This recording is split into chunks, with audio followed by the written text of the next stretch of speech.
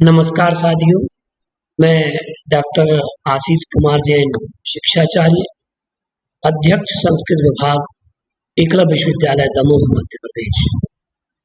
आज आप लोगों के मध्य में वर्ष 2023 भगवान महावीर का परिनिर्वाण महामहोत्सव कब आ रहा है, हम इसे किस प्रकार से मनाएं, किस प्रकार से हम किस मुहूर्त में, किस काल में हम भगवान महावीर स्वामी का निर्वाण पूजन करें, जो हमारे लिए सुख समृद्धि प्रदान करेगा। इस भाव से मैं एक वीडियो बनाने जा रहा हूँ, इसमें बहुत अच्छी जानकारी आप। सर्वप्रथम हम मंगलाचरण करते हैं। नमः श्री वर्धमानाय निर्धूत कलिलात्मने सालोकानां त्रिलोकानां यद विद्या दर्पणायते यद विद्या दर्पणायते। मैं ऐसे वर्धमान स्वामी को प्रणाम करता हूँ, नमस्कार करता हूँ, जिन्होंने कर्मों की कालिमा को नष्ट कर दिया है, काट दिया है, तथा जिन्हें तीनों लोगों के द्रव्य पदार्थ और उनकी अनंत अनंत पर्याय एक साथ एक समय में दर्पण तल के समान स्पष्ट दिखाई देने लग गए हैं, ऐसे केवल ज्ञानी भगवान, सर्वज्ञ भगवान महावीर को मैं प्रणाम करता हूँ, प्रणाम करता हूँ। आइए हम जानते हैं कि वर्ष 2023 का महावीर निर्वाण महामहोत्सव किस तारीख में है। 13 नवंबर 2023 दिन सोमवार को सकल दिगंबर जैन समाज भगवान महावीर स्वामी का निर्वाण महामहोत्सव मनाएगा, जिसे दीपावली पर्व के रूप में भी लोग मनाते हैं। मैं आपको बताऊं, भगवान महावीर स्वामी का जन्म हम थोड़ी सी रूपरेखा जान लें, जन सामान्य की दृष्टि से उनके ज्ञान की वर्धन के लिए। ये श्लोक, ये गाथा तिलोय प्रणति ग्रंथ से है, चतुर्थ महाधिकार की गाथा है, जिसमें तीर्थंकरों के जन्म, गर्भ, जन्म, तप, ज्ञान और निर्वाण महामहोत्सव की चर्चा की गई। तिलोय प्रणति नामक महान ग्रंथ आचार्य यतिवृषभ जी ने लिखा है और उनके द्वारा लिखित है। इसी प्राकृत की गाथाएं हैं। सिद्धत्तराय प्रिय कारिणी लय रम्मी कुंडले वीरो उत्तफगुणी रिखे चेत सिद्ध तीर्षीय उपपर्णो। जम्बूद्वीप के भरत क्षेत्र की वैशाली कुंडलपुर के महाराजा सिद्धार्थ और उनकी धर्मपत्नी सहधर्मिणी, जो तीर्थंकर की माता बनी, ऐसी माता प्रियकारिणी, जिन्हें त्रिशला के नाम से जाना जाता है, ऐसी प्रियकारिणी त्रिशला माता के गर्भ से चैत्र शुक्ल त्रयोदशी को उत्तरा फाल्गुनी नक्षत्र में तीर्थंकर महावीर प्रभु ने जन्म लिया और माता ने 16 सपनों का गर्भ कल्याणक के समय में सपनों का दर्शन किया और अपने स्वामी प्राणनाथ महाराजा सिद्धार्थ से उन सपनों का फल जाना। भगवान महावीर स्वामी की जो ऊंचाई है का जो प्रमाण आता है शास्त्रों में, आपकी 7 हाथ की ऊंचाई थी तथा आपकी शरीर का रंग स्वर्णमय था, स्वर्ण के समान आपका स्वर्णमय वह काया थी। आइए हम जानते हैं, तीर्थंकरों के यद्यपि कल्याणक होते हैं, और कौन से कल्याणक होते हैं, कल्याणकों के नाम मैं आपको बता देना चाहता हूँ। तीर्थंकरों के 5 कल्याणक होते हैं, आपके भी 5 कल्याणक: गर्भ कल्याणक, जन्म कल्याणक, तप कल्याणक, ज्ञान कल्याणक और निर्वाण कल्याणक। गर्भ कल्याणक, माँ त्रिशला ने जब गर्भ धारण किया, गर्भावतरण हुआ, आषाढ़ शुक्ल षष्ठी तिथि थी। जब आपका जन्म हुआ तो चैत्र शुक्ल त्रयोदशी तिथि थी। तब कल्याणक, आपको वैराग्य की उत्पत्ति हुई और आपने जैनेश्वरी दीक्षा धारण की, मार्ग शीर्ष कृष्ण 10वीं तिथि को। ज्ञान कल्याणक, आपको केवल ज्ञान की प्राप्ति हुई, बोधि की प्राप्ति हुई, वैशाख शुक्ल 10वीं तिथि थी और ऋजुकूला नदी का वह तट था। निर्वाण कल्याण कार्तिक कृष्ण अमावस्या के दिन जो कि वर्ष 2023 में 13 नवंबर को पड़ रही है अमावस्या तिथि, जो पूर्ण फलकारी है। अब हम देखें, आज वर्तमान में हम देखते हैं कि ध्यान तेरस, कुछ लोग इसे धन तेरस भी कहते हैं, और इस दिन लोग धन की पूजा करते हैं। उसके पीछे के तत्व को हम जानते हैं। भगवान महावीर स्वामी ऋजुकुला नदी के तट पर उन्होंने योग निरोध कर वह ध्यानस्थ हुए।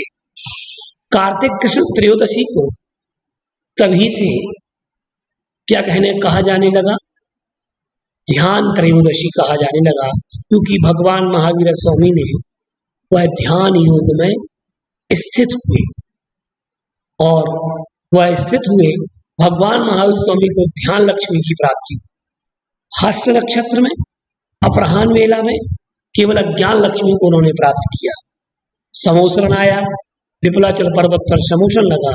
इसके अतिरिक्त भी अन्य देशों में आपने विहार किया, और वहां पर भी समोसरण की रचना हुई, जो सौधर्मेंद्र की आज्ञा से कुबेर धर्म सभा का निर्माण करता है।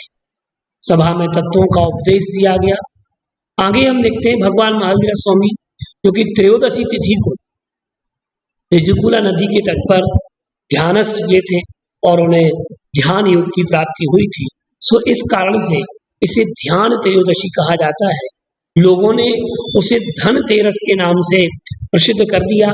उसके पीछे के वैदिक तथ्य अलग है, लेकिन मैं यहाँ पर जैन तथ्यों की बात कर रहा हूँ। ये मिथक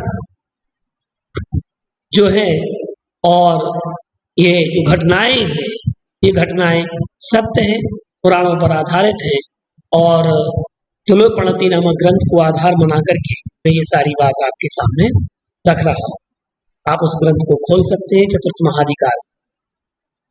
तीर्थंकर महावीर का निर्वाण, क्योंकि निर्वाण कल्याण हमने पहले चर्चा की थी। आप अयोग केवली नामक गुणस्थान पर आरूढ़ हो, विपरीत क्रिया निवृत्ति नामक चतुर्थ शुक्ल ध्यान को धारण कर कार्तिक कृष्ण अमावस्या को पावापुर स्थित पद्म सरोवर से प्रत्यूष बेला में आपने निर्वाण पद को प्राप्त किया। कहा भी गया है, पूजन आदि की पंक्तियों में आप पढ़ते हैं, कार्तिक श्याम अमावस शिवतीय पावापुर ते वरना। ये महावीर भगवान की पूजन में आता है। और दूसरी प्रसन्नता की बात ये रही, जो कि महागुरु थे भगवान महावीर स्वामी, उनकी शिष्य परंपरा में जो उनके प्रथम गढ़धर बने धर्म सभा के, वो इंद्रभूति गौतम थे। तो इंद्रभूति गौतम गढ़धर ने भगवान महावीर स्वामी की वाणी को प्रसारित किया, लोगों तक उनकी वाणी को पहुंचाया, सो वह गढ़धर कहलाए, और गढ़धर परमेष्ठी के रूप में उन्हें प्रतिष्ठा प्राप्त हुई। मध्याह्न बेला में जिस दिन, इसी दिन अर्थात कार्तिक कृष्ण अमावस्या को प्रत्यूष बेला में इन्हें स्वाति नक्षत्र में निर्वाण पद की प्राप्ति हुई, तथा मध्याह्न अपराह्न बेला में गौतम गढ़धर, जो उनके प्रथम गढ़धर थे, उन्हें केवल ज्ञान की उत्पत्ति हुई, जिसके उपलक्ष्य में जैन धर्म के अनुयायियों ने दीपक प्रज्वलित किए। तब से लेकर अद्यतन ये पर्व दीपावली पर्व के रूप में मनाया जाता है।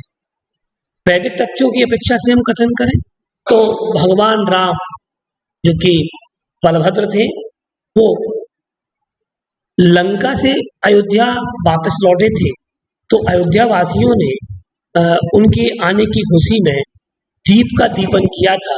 सो तब से लेकर के अब तक लोग दीपावली पर्व मनाते हैं। मैं यहाँ पर भगवान महावीर निर्वाण महामहोत्सव की चर्चा कर रहा हूँ। तो यहाँ पर अब हम देखें, ये तो मैंने निर्वाण तक की यात्रा कराई। अब आपके मन में एक प्रश्न है, मैं भगवान महावीर स्वामी का निर्वाण महोत्सव किस मुहूर्त में करूं? मैं घर की पूजन कब करूं? घर पर मैं भगवान महावीर स्वामी की पूजन दीप या दीपन करके किस प्रकार करूं? तो इस विषय में हम आपसे चर्चा करने जा रहे हैं, और उसके लिए काल शुद्धि क्या होगी, यह प्रश्न आपके मन में बार बार उठ रहा होगा। तो आइए हम चलते हैं ज्योतिष शास्त्र के अनुसार। देखिए, काल शुद्धि का होना भी अनिवार्य है। द्रव्य शुद्धि, क्षेत्र शुद्धि, भाव शुद्धि और काल शुद्धि का उल्लेख मिलता है। तो यह काल शुद्धि हम ज्योतिष शास्त्र के अनुसार बताते हैं आपके लिए लग्न के अनुसार। लग्न होती हैं 12, मेष, वृष, मिथुन, कर्क, सिंह, कन्या, तुला, वृश्चिक, धनु, मकर, कुंभ और मीन। अब हम देखते हैं इनमें भी लग्नों में भेद प्रभेद किए गए, स्थिर लग्न, चर लग्न और द्विस्वभाव लग्न। तो यहाँ पर जो मुहूर्त है ये आप अपने अपने स्थान जहाँ पर आप स्थित हैं वहाँ का सूर्योदय देख करके इन 3 लग्नों को निकाल लीजिएगा। ये मैं यहाँ पर जबलपुर टाइम से बता रहा हूँ, मध्य प्रदेश में जबलपुर है और जबलपुर टाइम से मैं ये मुहूर्त बता रहा हूँ। आप लोग अपने अपना अक्षांश देशांतर डाल करके आप वहाँ की ये वृश्चिक लग्न, कुंभ लग्न और वृषभ लग्न ये लग्न आप निकाल करके रखना। टाइमिंग का ड्यूरेशन आप निकाल लीजिएगा क्योंकि आपके सूर्योदय में और यहाँ के सूर्योदय में कुछ मिनटों का अंतर पड़ सकता है, लेकिन लग्न यही रहेगी, ठीक है ना। तो आपको वृश्चिक लग्न, कुंभ लग्न और वृषभ लग्न में आपको दीप का दीपन करना है, पूजन करना है। देखिएगा वृश्चिक लग्न जो है जबलपुर टाइम से प्रातःकाल 6:49 से लेकर के 9:05 तक वृश्चिक लग्न। कुंभ लग्न मध्य में 12:57 से लेकर के 2:31 तक है। वृषभ लग्न अपराह्न में 5:41 से लेकर 7:39 तक। अब इसमें आप काल विभाजन कर सकते हैं कि प्रातःकाल आप निर्वाण लाडू समर्पित कर लें और मंदिर में दीप का दीपन कर लें, तथा अगर आप मध्याह्न में दीप का दीपन करना चाहते हैं तो इंद्रबुद्धि गौतम वर्धन की पूजन करके, भगवान महावीर स्वामी की पूजन करके, इंद्रबुद्धि गौतम वर्धन की पूजन करके आप वहाँ दीप का दीपन कर सकते हैं। कुंभ लग्न 12:57 से 2:31 के समय में। संध्या काल में कुछ लोग पूजन घरों पर करते हैं और घर में दीप का दीपन करते हैं। प्रकाश का पर्व है, उज्ज्वलता का पर्व है, तो इस पर्व में आप दीप का दीपन करते हैं।